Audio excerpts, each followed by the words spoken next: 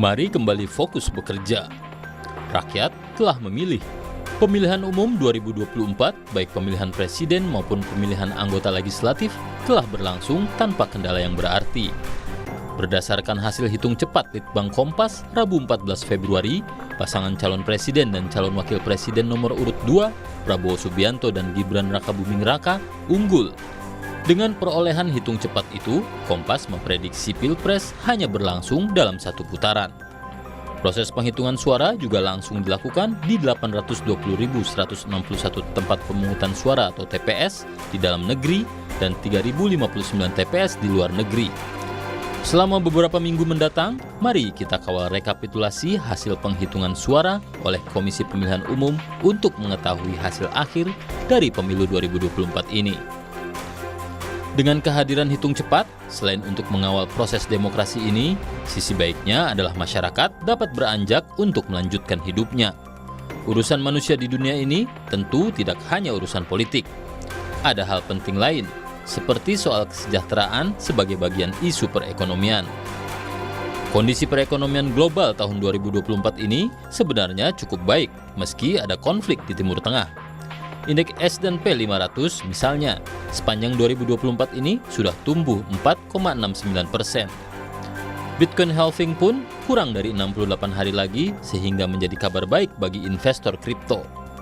Di dalam negeri, indeks harga saham gabungan atau IHSG tetap bertahan di atas 7 ribuan. Berdasarkan data 5 kali pemilu sejak 1999, IHSG selalu menguat. Guncangan terhadap pasar biasanya lebih besar karena kenaikan harga bahan bakar minyak atau BBM. Persoalannya, kepulauan ini tak hanya dihuni oleh kaum berpunya yang leluasa berinvestasi lintas negara atau borderless. Sebagian penduduk negeri ini hidup dari hari ke hari. Tiada hari tanpa bekerja, karena tanpa bekerja, tiada makanan. Berdasarkan data Lembaga Penjamin Simpanan LPS, sebanyak 98,9% rekening di Indonesia hanya berisi dana kurang dari 100 juta rupiah. Itu pun nilai rata-ratanya hanya 1,9 juta rupiah per rekening. Nilai rata-rata tabungan itu turun 30% dalam 3 tahun terakhir. Itulah kondisi real sebagian besar rakyat Indonesia yang sesungguhnya tidak baik-baik saja. Oleh sebab itu, seusai pesta demokrasi ini, mari kita kembali fokus bekerja. Mari kita lanjutkan pembangunan. Mari kita berinovasi membangun negeri ini untuk kesejahteraan bersama. Mari kita memikirkan langkah terbaik untuk membantu saudara-saudara kita yang selama ini belum tersentuh pembangunan. Seusai kontestasi politik ini, idealnya pihak yang menang ataupun kalah dapat kembali bekerja sama demi tujuan lebih besar. Mari kita rintis jalan menuju Indonesia Emas 2045. Jangan lupa, tantangan kehidupan di masa depan begitu besar. Disrupsi teknologi, misalnya, bisa mempengaruhi kehidupan ratusan juta warga. Dunia juga diramalkan akan mengalami era yang penuh ketidakpastian. Hanya dengan menyingkirkan perbedaan di antara kita, termasuk perbedaan pandangan politik, maka bangsa ini dapat menghadapi tantangan besar di masa depan.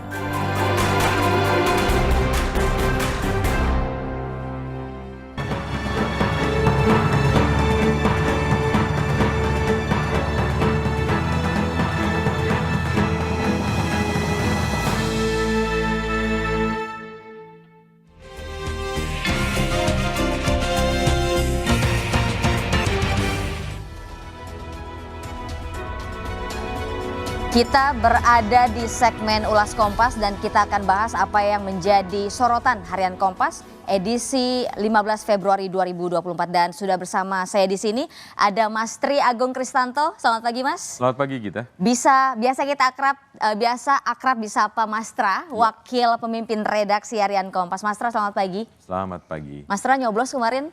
Pasti ada. Mas Tra, kita langsung saja bahas apa yang menjadi sorotan di Harian Kompas pada pagi hari ini.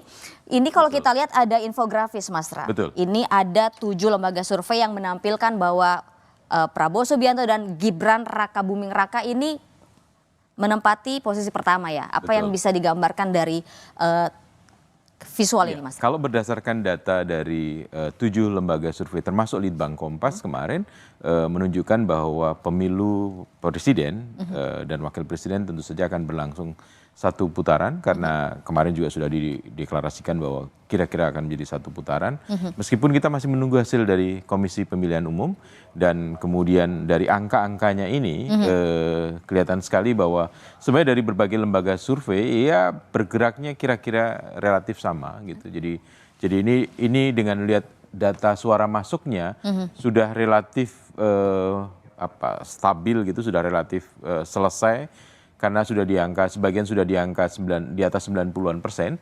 Hanya di Litbang Kompas ya? Litbang Kompas yang 88, sekian persen. Kenapa? Karena dalam proses quick count ini atau hitung cepat ini, Litbang Kompas melakukan validasi datanya itu sampai 3 tahap gitu, sehingga kemudian memastikan bahwa betul data itu berasal dari lapangan dan kemudian angka-angkanya tepat dan sebagainya. Jadi itu proses yang relatif lebih panjang dibandingkan mungkin lembaga-lembaga survei yang lain. Oke, Mas Ra, kalau kita menyambung, ini kan terkait dengan Pilpres ya.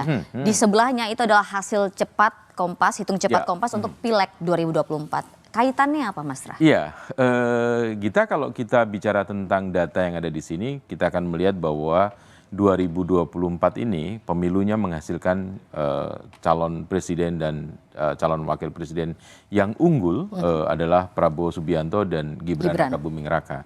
Tetapi kalau kemudian kita melihat di data sebelahnya dari hitung cepat untuk pemilu legislatif, partai politik kita melihat bahwa PDIP masih yang berada tingkat paling atas gitu. Meskipun datanya kalau kita mengacu data ini saja gitu, artinya berdasarkan dari hitung cepat sampai dengan 60,8% dan biasanya sudah stabil, itu di angka 17,3% PDIP itu dibandingkan dengan data tahun 2019, pemilu 2019 memang mengalami penurunan karena tahun 2019 PDIP itu meraih 19,3%. Jadi turun 2%.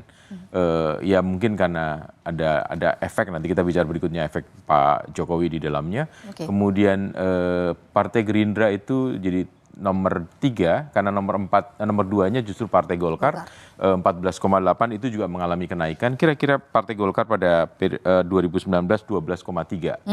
Kemudian Gerindra 13,7 itu juga naik sedikit karena Gerindra di pemilu 2019 dia mendapatkan 12,57. Yang justru naik tinggi adalah Nasdem dan PKB yang mereka berkoalisi juga ditambah dengan PKS. PKS juga mengalami kenaikan tipis sekali kalau PKS. Kalau kembali lagi mengacu data hitung cepat ini, maka PKS periode 2019 pemilu kemarin mendapatkan 8,21, ini 8,3, ya naik. Jadi nampaknya ada proses kenaikan. Demokrat kalau kembali lagi data ini ya turun, kemudian P3 juga mengalami penurunan. Jadi kalau berdasarkan data ini, maka pemerintahan yang sekali lagi berdasarkan data hitung cepat, maka pemerintahan Prabowo Subianto Gibran Rakabuming Raka itu didukung oleh minoritas di parlemen, minoritas di DPR. Kenapa? Karena Partai Gerindra, Golkar, kemudian Demokrat dan PAN itu kira-kira di angka 42, sekian persen atau 43%. Sementara gabungan antara yang mendukung Anies Baswedan, Muhaimin Iskandar dan Ganjar Pranowo Mahfud MD, PDIP, Nasdem, PKS, PKB, kemudian ya kalau P3 masuk itu makin jadi kecil, jadi artinya mereka menduduki mayoritas di parlemen, sekitar bisa 57%, atau kalau P3 masuk tambah 4%, kira-kira kalau dia lolos 4% misalnya, ya berarti 57% mereka akan. Artinya apakah begini Mas Ra, ada langkah berat yang akan ditempuh oleh jika memang nanti disahkan sebagai presiden dan seperti cawapres? Sekarang ini datanya ya. Iya, apakah mereka akan mengalami kesulitan karena kan minoritas Mas Ra? Ya itu yang kemarin tadi malam disampaikan oleh Pak Prabowo ketika menyampaikan pidato, belum pidato kemenangan, tapi pidato unggul dari angka-angka yang ada, kemudian harus merangkul semua unsur. Artinya setidak-tidaknya harus bisa menciptakan pemerintahan yang stabil kalau dia mayoritas di parlemen juga, mayoritas di DPR. Dan kita punya pengalaman ketika pemerintahan kita, presiden dan wakil presiden itu adalah bukan dari partai pemenang pemilu dan tidak mendapatkan dukungan dari partai pemenang pemilu, bahkan menjadi minoritas di DPR. Tahun 1999 pemilu, waktu itu pemilihan masih dilakukan di DPR, di MPR maksud saya, di MPR, dan kemudian kita lihat kemudian komposisi pemerintahan yang dipimpin oleh Presiden Abdurrahman Wahid dan Wakil Presiden Megawati Soekarno Putri mengalami guncangan-guncangan yang luar biasa, dan ya kita tahu jalannya pemerintahan pada waktu itu. Oke, tapi apakah itu berkaca dari 99, apakah mungkin saja bisa terjadi di pemerintahan kali ini, 2024, Mas? Karena itu Pak Prabowo nampaknya memahami betul sehingga kemudian mengatakan kami akan merangkul semua unsur. Itu yang menjadi berita utama harian Kompas hari ini maupun di kompas.id yang kita, dan terus akan datanya terus akan bergerak. Tapi kira-kira dengan angka-angka seperti ini relatif tidak akan banyak berubah kita. Oke, Mas Ra, kalau tadi judulnya adalah kami akan merangkul semua unsur, ini kita sekarang coba komentari mengapa harian Kompas kemudian memilih visual foto ini di halaman utama, Mas Ra. Ekspresi yang ingin coba ditampilkan seperti apa, Mas Ra? Setelah berjuang dalam 4 kali pemilu, ya setidak-tidaknya Pak Prabowo akhirnya bisa lepas dan dia oke, saya bisa mencapai cita-cita ini, mencapai posisi ini, dan memang agak gesturnya agak kelihatan agak tertutup oleh bayang-bayang dari pendukungnya, jadi tidak terlalu. Padahal lepas ya, Mas Ra ya? Iya, padahal tertawa lepas. Dan kemudian Gibran juga menunjukkan kegembiraan dan dia mengatakan bahwa inilah kemenangan anak-anak muda, kaum muda gitu. Sementara Pak Prabowo kembali lagi dia mengenangkan seluruh presiden, 7 presiden yang pernah memerintah di Indonesia. Sebenarnya Indonesia pernah punya 2 presiden lagi yang kita sering lupa pada masa darurat. Ada masa M.A. Saad dan kemudian juga ada Safruddin Prawiranegara yang pernah jadi presiden meskipun itu dalam pemerintahan darurat Republik Indonesia. Dan tapi dari 7 kan Pak Prabowo juga menceritakan kenal semuanya. Yang paling kenal nampaknya presiden kedua. Ya, dan ya, itulah kalau mungkin kita dan sahabat Kompas bisa membaca, kemudian ada bukunya. Buku yang ditampilkan oleh Pak Prabowo adalah Lucunya Prabowo di dalam pemilu ini. Pak Anies memunculkan buku Memenangkan Indonesia dan Pak Ganjar memunculkan buku Hitam Putih Ganjar. Dia Lucunya Prabowo, dan tadi malam kelihatan sekali lepas, santai, dan lucunya muncul juga kemudian dia betapa bebannya seperti udah iya, dan cita-citanya tercapai. Setidak-tidaknya dari hitung-hitungan angka 7 lembaga survei yang ada, termasuk Litbang Kompas. Oke, Mas Ra, tadi Mas Ra mengatakan sesuai judul juga bahwa Prabowo akan merangkul semua unsur. Tapi Mas Ra, di sini juga dituliskan bahwa Prabowo Subianto itu akan mencoba untuk merangkul semua unsur dan kekuatan. Tapi yang nomor 1 dan nomor 3, Anies Baswedan dan Ganjar Pranowo, nampaknya masih alot karena masih menanti hasil final, dan ditambah lagi Mas Ganjar juga akan membentuk tim begitu kan ya? Ada tim investigasi. Dan saya kira juga di 01 di Pak Anies dan Pak Muhaimin juga akan melakukan hal yang sama kan, karena mereka juga punya catatan-catatan. Dalam pemilu tahun 2024 ini pemilu yang menurut saya relatif, harus katakan bahwa relatif lebih gaduh dibanding pemilu 2019 maupun pemilu 2014, bahkan dibandingkan pemilu 2024 maupun 2004 dan 2009, di mana waktu itu 2009 Pak SBY yang berpasangan dengan Pak Budiono menang 1 putaran kan, juga dengan angka yang mungkin lebih tinggi, sekitar 61% ya. Dari kalau mengacu data itu. Ya secara etis memang harus mengatakan bahwa menunggu penghitungan suara KPU. Tetapi apakah kemudian akan bisa merangkul partai-partai itu atau merangkul calon-calon yang ada? Sejarahnya mungkin agak berat, saya mengatakan berat. Kenapa?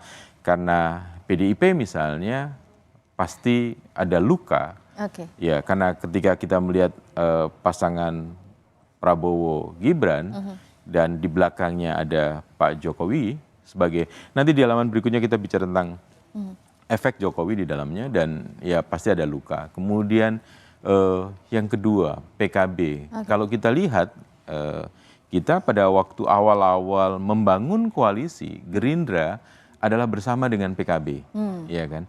Baru kemudian masuklah Golkar dan PAN pada waktu itu, deklarasi di Tugu Proklamasi atau di Patung Proklamasi, dan kemudian kita tahu PKB keluar gitu, dari situ. Kemudian berikutnya adalah Nasdem. Ya Nasdem kita masih harus lihat bagaimana arah anginnya gitu, dan kita tahu Pak Surya Paloh adalah seorang politisi yang sudah cukup pengalaman gitu, dan saat ini ada di pemerintahan sebenarnya. Tetapi toh juga sangat kritis. Yang keempat PKS. PKS sudah biasa tidak berada dalam pemerintahan kan. Jadi PDIP juga sudah punya pengalaman tidak berada dalam pemerintahan periode 2004 sampai dengan 2014. Artinya di dua pemilu 2004 dan 2009 PDIP tidak berada di pemerintahan. Jadi udah biasa. PKS sudah sangat biasa juga. Jadi ya tidak mudah pasti merangkul semua unsur ini. Oke, tidak mudah tapi bukan berarti tidak bisa. Bukan berarti tidak bisa. Jadi karena itu komunikasi itu akan dijalankan lebih awal lebih baik. Tetapi kembali lagi tadi, pasti kita harus menunggu tanggal 20 Maret ketika kemudian KPU mengumumkan atau menetapkan hasil pemilu 2024, dan proses itu komunikasi pasti akan bisa dijalankan gitu. Dan kita tahu bagaimana kemudian Pak Jokowi yang kemudian meminta bantuan Sultan Hamengkubuwono X untuk bertemu dengan Ibu Megawati misalnya. Itu pasti ini bagian dari komunikasi itu. Meskipun Pak Jokowi sebenarnya kan tidak terlibat dalam tidak menjadi kontestan dalam pemilu kali ini, tapi kita nggak bisa melepaskan dari figur Gibran di sini. Oke, Mas Ra, kalau kita balik lagi ke visual di sini, Gibran yang ekspresinya nampak tersenyum, kemudian Pak Prabowo tertawa lepas begitu ya. Ini apakah cukup menggambarkan bahwa mereka optimis bahwa hasil survei dan nanti pada saat diumumkan secara resmi di bulan Maret ini hasilnya sama, Mas Ra? Saya kira iya, menggambarkan itu. Meskipun ya saya nggak tahu ini sengaja atau tidak sengaja, tetapi kemarin dalam beberapa kesempatan kelihatan bahwa Gibran menghadap ke sana, Pak Prabowo menghadap ke sini. Semoga itu berbagi tugas, tugas sebelah sana dan tugas sebelah sini, bukan saling bertolak belakang. Mas Ra, dalam pidato politik itu kan simbol kan, kita suka bermain-main dengan simbol. Mas Ra, kalau misalnya kemarin itu kan Mas Gibran juga dalam speech-nya atau pidatonya menyatakan bahwa dia nggak sabar untuk segera mengunjungi pasangan nomor 1 dan juga nomor 3 ini sebagai bentuk upaya merangkul juga. Betul, bagian dari merangkul. Dan silaturahmi itu baik, itu tentu saja. Dan saya percaya bahwa baik Mas Anies Baswedan dan Caimin maupun Pak Ganjar dan Pak Mahfud juga pasti akan menerima silaturahmi seperti itu. Tetapi jangan lupa, kecuali Caimin, 3 figur ini kan bukan pimpinan partai politik. Dalam proses pemilihan presiden sesuai dengan Undang-Undang Dasar dan Undang-Undang Pemilu, yang boleh mengajukan adalah partai politik atau koalisi partai politik. Jadi penentu sebenarnya ada di partai politik. Jadi kecuali kembali lagi, kecuali Caimin, Muhaimin Iskandar, Mas Anies bukan pimpinan partai politik, bahkan dia tidak punya partai politik. Mas Ganjar kader PDIP, tapi bukan pimpinan di PDIP. Pak Mahfud tidak punya partai politik kan, kalau boleh dikatakan begitu posisinya. Meskipun dulu Pak Mahfud juga mungkin dikait-kaitkan dengan PKB ketika era Gus Dur. Tapi ya ini tentu menjadi tantangan tersendiri, meskipun kalau ngeliat gesturnya Pak Prabowo welcome gitu. Ya. Sementara Mas Gibran nampaknya lebih asik dengan tepuk tangan dan kegembiraan yang lain. Oke, Mas Ra, kalau misalkan kita pergi ke halaman 2, lobi-lobi untuk koalisi mulai dilakukan tim. Kita udah bicarakan tadi kan. Dan memang kemudian tidak bisa tidak harus dilakukan lobi-lobi. Kalau tidak, karena kalau kita menghitung tadi di halaman depan tadi dari kira-kira 8 partai politik atau kalaupun ditambah dengan P3 yang posisi angkanya masih di 3,6, 3,7 atau bahkan ya itu kan kalau mengacu dengan ketentuan parliamentary threshold, ambang batas parlemen, masuk parlemen, kalau berdasarkan data angka itu belum bisa. Tapi ya kan ada ambang batasnya 1%, jadi naik turunnya bisa. Ya artinya memang nggak bisa, mau tidak mau harus Pak Prabowo Gibran harus kemudian melakukan lobi-lobi untuk melakukan koalisi dan penguatan koalisi partainya. Oke, kita tahan dulu Mas Ra, kita akan lanjutkan lagi lobi-lobi untuk koalisi mulai dilakukan tim Prabowo Gibran usai jeda. Tetap bersama kami di Laporan Khusus Pemilu 2024. Anda kembali di Laporan Khusus Pemilu 2024, tepatnya Anda berada di segmen Ulas Kompas, masih bersama saya Mas Ra. Mas Ra, kita lanjut lagi. Lobi-lobi untuk koalisi mulai dilakukan tim Prabowo Gibran. Sebenarnya langkah yang Mas Ra kan juga sebagai ahli pers. Langkah-langkah yang seharusnya mereka lakukan lah untuk kemudian perlahan bisa merangkul. Itu seperti apa Mas Ra? Ya tentu saja tadi apa yang dijanjikan oleh Gibran untuk kemudian bersilaturahmi dengan pasangan 1 maupun pasangan 3 itu sesuatu langkah untuk membangun lobi-lobi ya tentu saja. Tetapi kembali lagi bahwa yang menentukan dalam proses koalisi ini adalah bukan calon-calon presidennya atau wakil presiden, kecuali Caimin yang adalah ketua umum PKB, tapi justru pimpinan-pimpinan partai. Jadi karena itu ya untuk memperkuat pemerintahannya, kalau hasil apa yang dihitung cepat, dan selama ini relatif hasil hitung cepat itu tidak banyak berbeda dengan hasil hitungan real dari KPU.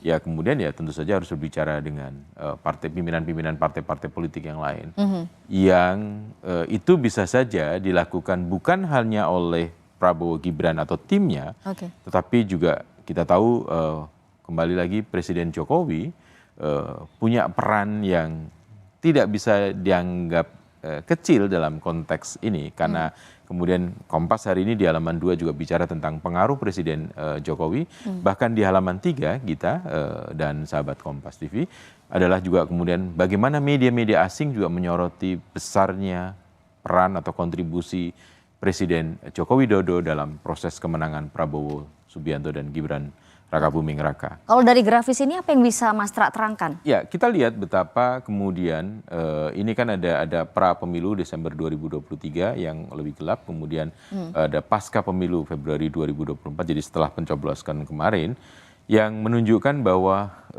ini pemilih Pak Jokowi yang ada di situ, dan kemudian ternyata di dalam yang bermigrasi kira-kira ke pendukung Prabowo Subianto Gibran adalah 62,6. Tinggi ya Mas ya? Tinggi sekali. Ya, dan ini angkanya kan relatif dekat dengan perolehan suara angka yang diperoleh dalam hitung cepat tadi kan, 62,6. Jadi sementara kalau yang ke Anies Muhaimin 13,7 dan ke Ganjar kecil sekali sebenarnya. 16. Jadi kalau kita perhatikan tadi angkanya dihitung cepat,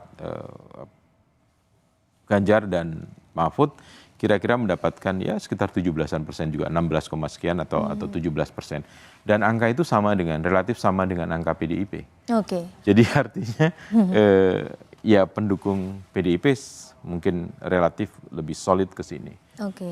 Mas Ra, kalau kita bicara soal migrasi dukungan pemilih Jokowi kan ke nomor 2 ini sangat tinggi sekali, 62, sekian persen gitu.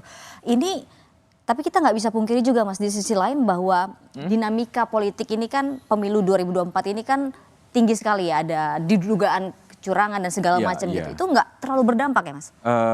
Dalam proses ini kelihatan tidak berdampak. Artinya gini, pendukung Jokowi atau pemilih Jokowi selama ini mayoritas kemudian melihat apa yang dipilih atau yang didukung oleh Pak Jokowi secara tersurat maupun tersirat gitu, dan kita tahu semua relatifly buat Pak Jokowi pasti dan keluarga pasti akan mendukung nomor dua karena ada putranya di situ. Dan kemudian memang mayoritas lari ke situ.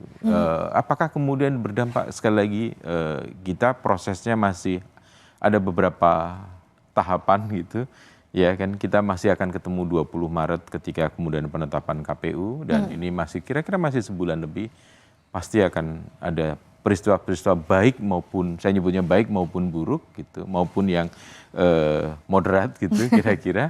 Dan kemudian masih lagi Pak Presiden Jokowi dan Pak Ma'ruf Amin masih akan memerintah sampai dengan, atau DPR hari ini juga masih akan berkuasa sampai dengan Oktober 2024 ini.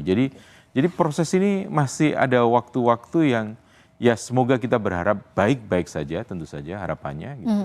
Tetapi sekali lagi, politik adalah sebuah seni untuk melihat berbagai peluang, opportunity. Dan politik tidak bisa dipisahkan dari upaya kompetisi dan kontestasi politik untuk merebut kekuasaan. Ya, jadi masih banyak hal yang bisa terjadi sepanjang 1 bulan lebih ini sampai kemudian bahkan sampai dengan Oktober 2024. Bagaimana mereka berkomunikasi itu menjadi sangat penting. Dan bagaimana kemudian meyakinkan kembali pada masyarakat di bawah pemilihnya, karena tentu setiap partai-partai punya pendukung-pendukung militan yang kemudian harus ada komunikasi politik yang baik supaya kemudian menciptakan stabilitas, menciptakan situasi yang kondusif. Oke, Mas Ra, kalau kita bicara soal tingkat kepuasan ini kan 62,6% ini, apakah bisa kita simpulkan ini adalah angka yang fenomenal, fantastis begitu, Mas? Sebenarnya ya boleh dikatakan begitu kan. Kenapa? Karena kalau kita melihat sejarah pertarungan politik antara Pak Prabowo dengan Pak Jokowi, 2 kali pemilu gitu, 2 kali pemilu, dan Pak Jokowi selalu menangkan gitu. Tapi kembali lagi karena ada faktor Gibran di sini, tentu ya menjadi, ya kita bisa pahami bagaimana kalau dalam filosofi Jawa ada namanya anak pola bopo keprada. Artinya ketika anak melakukan sesuatu, bopo kepada orang tua atau ayahnya itu juga harus melakukan support, mendukung itu semua. Jadi apakah munculnya Gibran karena kemauan Gibran atau kemauan orang tuanya atau kemauan yang lain kita tidak tahu, tetapi secara terbuka tidak pernah disampaikan. Tetapi kan kita tentu saja bisa merasakan. Jadi ini anak pola bopo keprada yang, atau kemudian mungkin dibalik juga mungkin bopo pola anaknya yang harus keprada. Jadi ya itulah politik ya, kita tidak secara, kadang-kadang politik kan ada 2 panggung. Panggung depannya kita melihat Pak Jokowi sebagai presiden memang sudah mengatakan tidak cawe-cawe, meskipun pada satu sisi mengatakan puisa kampanye dan bisa memihak sesuai dengan Undang-Undang Pemilu nomor 7 tahun 2017. Dia menggunakan pasal 299 kemudian, tetapi kan ada panggung belakang yang seringkali kita tidak banyak tahu, tetapi itu yang menentukan. Kita tidak pernah tahu kapan Pak Surya Paloh dan kemudian Muhaimin berkomunikasi secara intensif, tahu-tahu muncul kan pasangan itu. Kita juga tidak pernah tahu komunikasi-komunikasi di panggung belakang antara mungkin 8 atau 9 partai yang ada di parlemen ini. Mereka sudah melakukan komunikasi pimpinan-pimpinannya. Kita nggak pernah tahu. Tetapi kembali lagi, panggung depan dan panggung belakang ini saling menunjang, dan kemudian harapannya tentu saja hasil dari pemilu 2024 ini yang berdasarkan hitung cepat dari 7 lembaga survei, terutama Litbang Kompas, menunjukkan akan 1 putaran, meskipun koalisi yang mendukung Prabowo Gibran itu menjadi minoritas di parlemen, semoga harapannya kemudian akan ditemukan. Nah, politik tadi kembali seni kan, untuk mencari peluang, opportunity untuk kemudian menghasilkan sesuatu yang lebih baik dan lebih baik lagi. Oke, Mas Ra, kita tahu bahwa Pak Jokowi ini berasal dari PDIP. Iya. Kemudian kalau apakah masih di PDIP atau tidak, panggung belakang gitu kan. Nah, maksudku ini kalau nomor 2 itu kan anaknya ada di dalam sini Mas. Sementara PDIP itu sendiri mengusung calon yang lainnya. Nah, tapi ternyata suaranya Pak Jokowi itu cukup besar ke nomor 2. Tinggi malah 62%. Berarti kita bisa katakan bahwa meskipun Jokowi dibalut berita-berita negatif, ternyata masyarakat tetap masih Iya, percaya. karena kalau membaca hasil survei Kompas yang disampaikan Desember tahun 2023, tingkat kepercayaan, tingkat kepuasan kepada pemerintahan Jokowi Ma'ruf Amin, terutama kepada Presiden Jokowi masih sangat tinggi, masih 73%. Jadi itu artinya kalau coba kita lihat ya komposisinya kan di situ. Jadi nah ya inilah pendukung setia dari Pak Jokowi yang kemudian belum tentu mereka PDIP gitu, pilihan partainya. Tetapi ya kita tahu di masyarakat begitu banyak orang yang mengidolakan Pak Jokowi, tetapi pada belakangan ini juga kemudian justru menjadi pengkritik, bahkan boleh dikatakan menjadi penghujat Pak Jokowi. Jadi itu yang terjadi pergeseran dan sebenarnya hal yang biasa dalam politik kita. Kenapa? Karena seseorang pemuja, pendukung, kemudian beralih dukungan sesuatu yang biasa, tetapi kita tahu bahwa tingkat kepuasan kepada pemerintahan Jokowi itu masih sangat tinggi, masih di atas 70% itu Tinggi ya, Mas, ya? masih tinggi. Karena kita tahu kalau bandingkan dengan beberapa pemerintahan yang lain di negara yang demokrasi, Indonesia disebut sebagai negara demokrasi terbesar ketiga di dunia. Kita bandingkan bagaimana tingkat kepuasan kepada Presiden Joe Biden misalnya, sekarang udah turun di atas, mungkin di bawah sekitar 50-51%. Oke. Mas Ra, ini ada survei pasca pencoblosan pemilu 2024. Judulnya Faktor quote and quote Jokowi penentu kemenangan. Apakah ini artinya di mana Pak Jokowi berada pasti si calon ini akan menang, Mas Ra? Di satu sisi kelihatannya begitu. Kenapa? Karena kalau kita mau bicara secara terbuka, ini boleh dikatakan juga kemenangan kembali lagi. Faktor Jokowi menjadi penentu kemenangan ini juga kemenangan Pak Jokowi dan kita. Ini adalah rekor boleh dikatakan 8 Pak Jokowi memenangi sebuah kontestasi. Ya. Meskipun tidak semua langsung. Pak Jokowi 2 kali memenangkan pilkada di Solo sebagai wali kota, 2 periode boleh dikatakan. Kemudian sekali di Gubernur DKI, yang ketiga. Kemudian 2 kali pemilihan presiden. Ditambah lagi 2 putra dan menantunya memenangi pilkada, 1 di Solo dan 1 di Medan. Ini pengaruh Jokowi semua. Ditambah sekarang 8 kali. Ya, meskipun dari 8 kali itu kita boleh mengatakan 7 adalah support by gitu kalau dikatakan, disupport sepenuhnya oleh PDIP kecuali yang ini. Nah, jadi padahal tadi kita bicarakan apakah sampai hari ini Pak Jokowi masih sebagai kader PDIP? Panggung depan masih mengatakan begitu. Panggung belakang kita tidak tahu, gitu kan? Kita tidak tahu.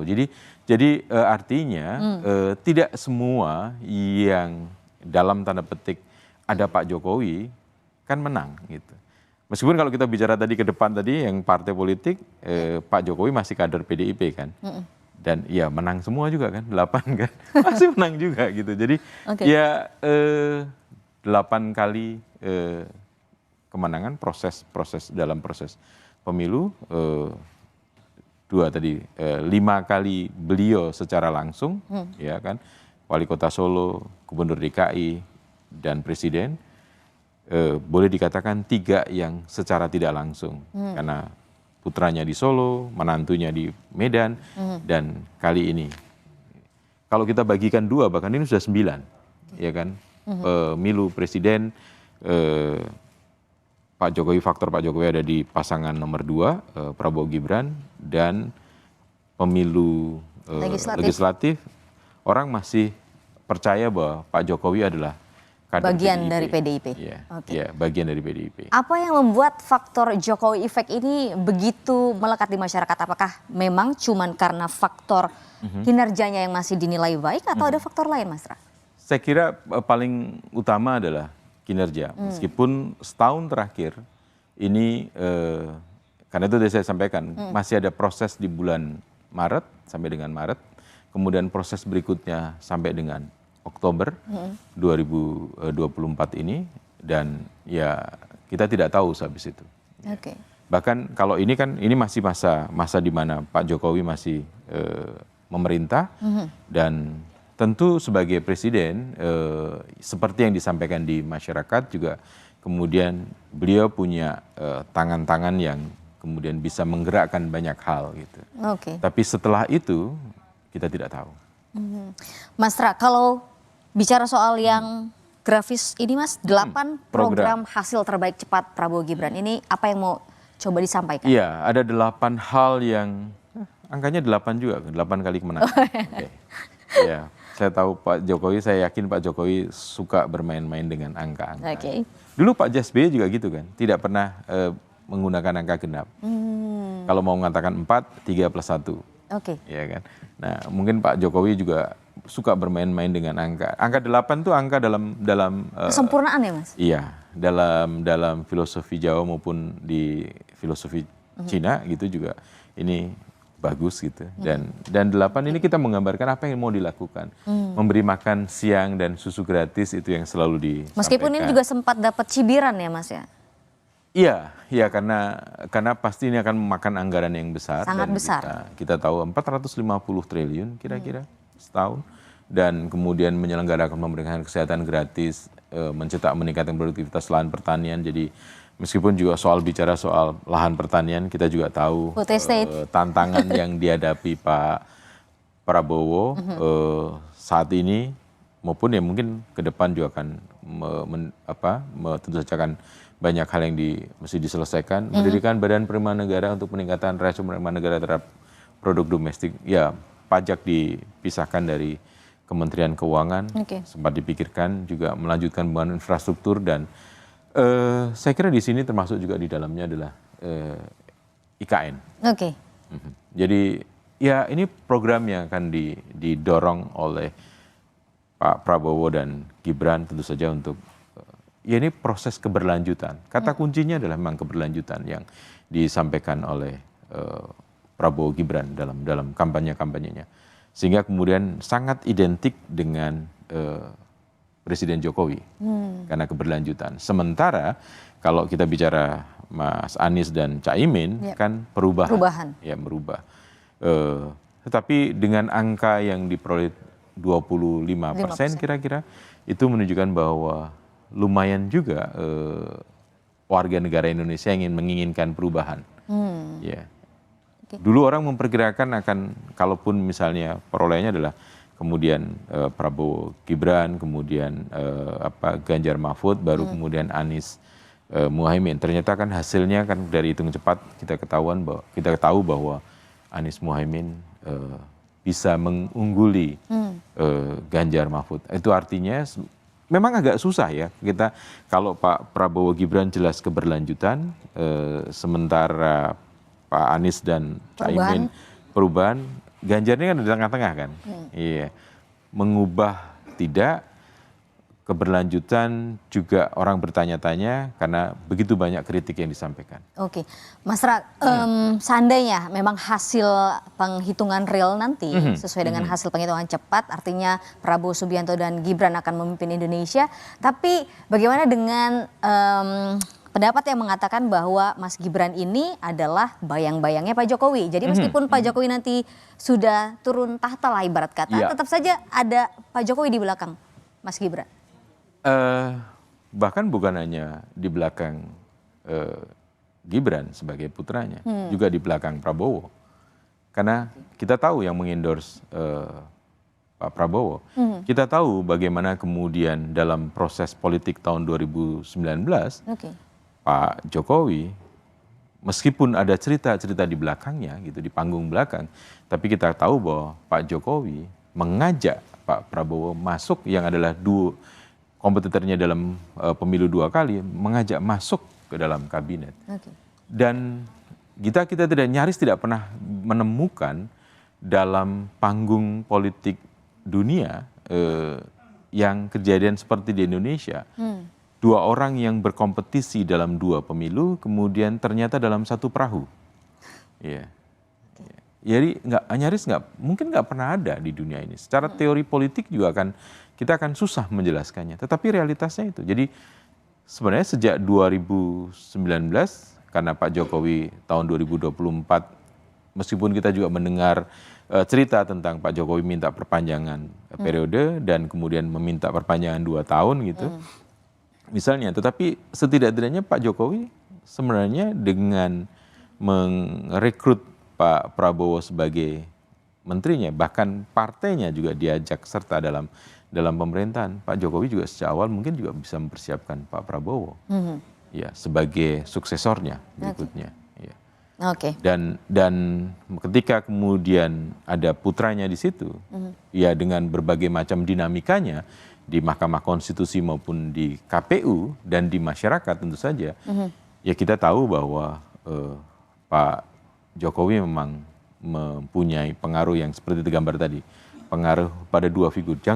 Bukan hanya pada satu figur putranya, tapi menurut saya sih di dua-duanya ini. Ya. Terima kasih banyak Mas Ra sudah bergabung bersama kami di Liputan Khusus Sama-sama. Pemilu 2024. Ya. Saudara jangan kemana-mana, tetaplah bersama kami karena kami akan kembali usai jeda.